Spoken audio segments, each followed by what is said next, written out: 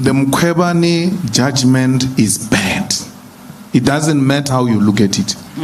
President Zuma was told he cannot appoint the head of the commission of inquiry because he's implicated. That's how Zondo was appointed.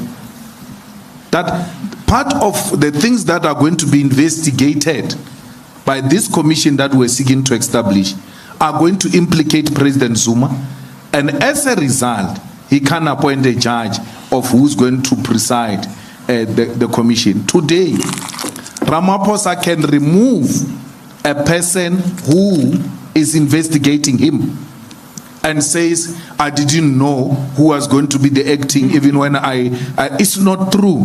He knew who was going to be the acting PP. There is a deputy PP at that level.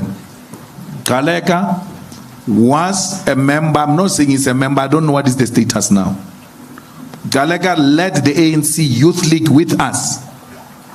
And when we say with us, we're talking yesterday. And one of the questions these comrades, when they interview her now for this, they must ask her if she's still a member of the ANC. And if she says no, they must ask her, when last did you terminate your ANC membership? She was not just a member. She was a leader of the ANC Youth League in Gauteng. Then left to even advise Malusi Gigaba. Then you become an act and you exonerate a president, and then from there apply for that position. The reason why they say that position is 7 years is because you must not be influenced by the current leadership, because they know you don't seek anything after that. She's seeking something.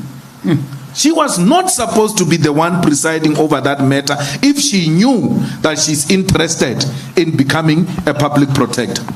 Now she exonerated the president because why? She knows the president has got majority in parliament and is going to have an influence on who gets appointed as a public protector. It therefore defeats the whole purpose of having a public protector who is 7 years old, after taking these decisions, will not apply for a job. Yeah. We have a crisis here. This needs to be looked into. A person has taken decisions now. He's now going back to apply. Does it mean it defeated the purpose of saying 7 years to avoid you taking decisions in favor so that you can be reappointed? So the court that took a correct decision is the Western Cape Court. The president was emotional. The president stood to benefit from that. We respect the decision of the Constitutional Court, but we disagree with it. We disagree with it respectfully. And the decisions of the court are not alpha and omega. No. Why would we study law if we can't read these things and disagree with them and rewrite our own academic papers to demonstrate how wrong this judgment was? It doesn't mean we can't implement it. We simply do not agree with it. And two things happened. Galeka, who wants to be appointed, exonerates the president so that he can be appointed. Maya, who's been nominated by the president, something unprecedented. When he appoints the Chief Justice, he says, I appoint the Chief Justice and I will nominate Maya when this Chief Justice finishes his term. Yeah. Your career was party, mama. You are going to be appointed. Where was age? Where now the judgment? This is a wrong person. A person who said you are going to be appointed even before nominations are called upon. He was bribing her even before. He finished her even before. That if I behave, I'm going to succeed. After all, I've already been nominated. I've been nominated by the president. I think the other one, you know, when President Zuma was refusing to go to the commission and those things of the Constitutional Court, I went to visit him. And I pleaded with him. And I said, President Zuma, you don't lose anything. go there and speak. And you're too senior, and I like it when you speak of the CAF. Go and put your perspective. It doesn't matter what the decision is. The reason why I came to is because we are going to inherit this country. We want to inherit and lead a country that has got functional judiciary, that has got institutions of the state that are respected by all of us. I don't want you to agree with me or disagree with me, but I came to express this view. And I went, when the decision was made, I went to see President Ramaphosa, that whatever happens, you may have to give President Zuma a presidential pardon. Flew a lot of people into this city, in and out, trying to mediate this underground to avoid what happened there in July. Because I knew what was going to happen. I was involved to try and avoid what happened. And these are people that I'm nobody to them. Both of them played a role in my destruction, expelled me, took my things, and did all manner of things. But for the country's sake, I had to swallow my pride and try and mediate a peace so that we can continue as a country. Yesterday, President Ramaphosa changed his phone. When I called yesterday, his phone didn't go through. I went looking for his phone number. He changed his number. His number, phone number. I went looking for his phone number yesterday. And I called him. I said, no, I was not having the right number because I had this decision. And when the time permits, we will make time and come and see you. Because again, we don't know what's going to be the decision of the Department of Correctional Service and them. But the president's hands are not tied. And that's what we want to remind him of. We reach a point where we must choose peace over all this type of things that we are talking about. To say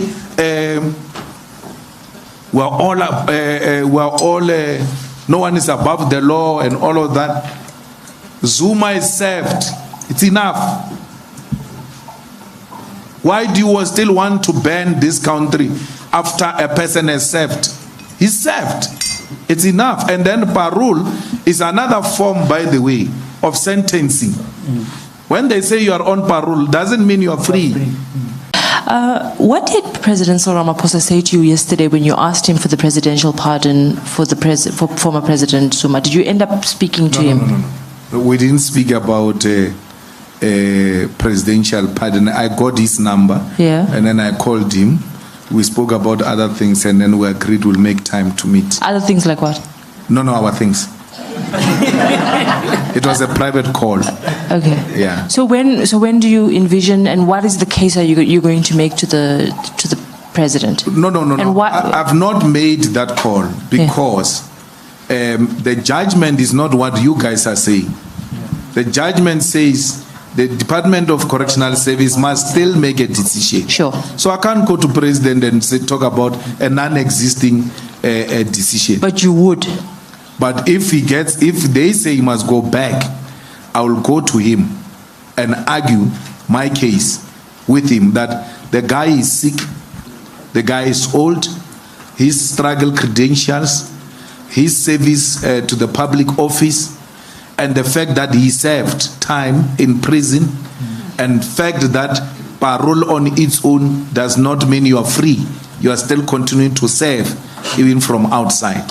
It's enough for you to give him a presidential pardon to avoid a possibility of instability which was experienced yesterday. I just have one very quick question. Yeah. You faced a lot of criticism at the State of the Nation address when the EFF, pounced the stage where President Cyril Ramaphosa was addressing the nation, and there's a sense of fatigue in society about the EFF sort of taking this kind of violent positions, whether it's storming stores or that type of thing. And we saw it, you've done it many times at State of the Nation address.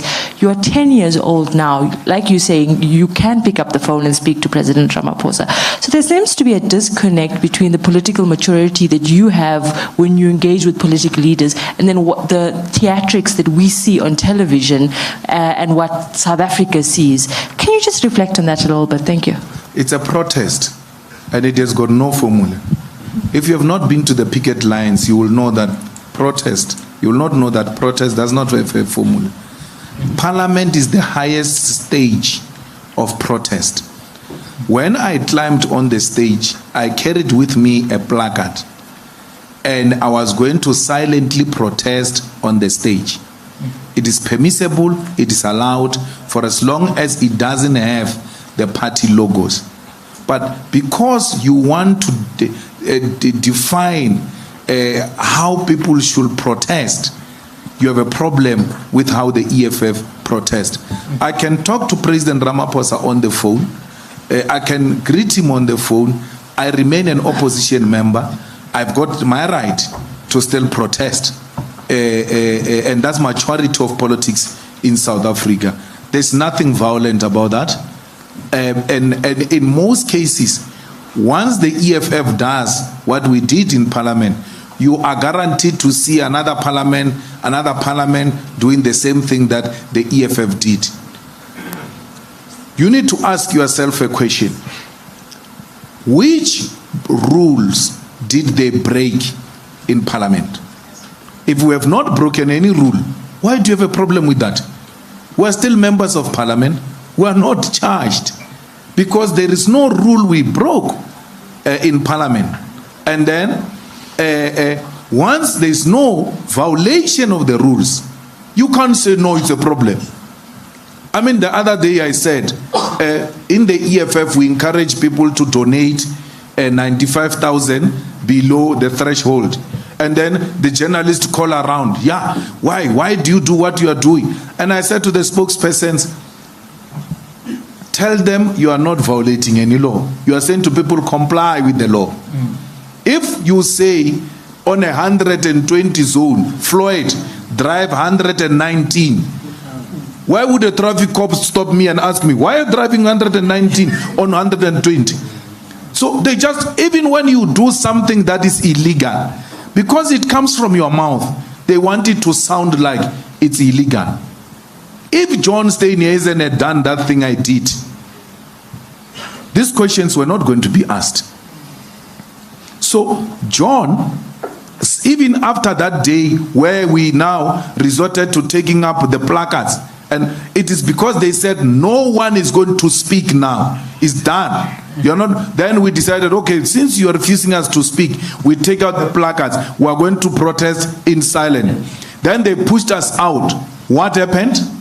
Which media wrote about John Steenhuisen speaking after people were chased out, told not to speak, and they insisted on speaking? John spoke. You know what saved John? The color of his skin. You look at how the ANC treats the DA in Parliament and treat the EFF. John, if he does the same thing that they said we can't do, they dare not touch them. They love their whites like that.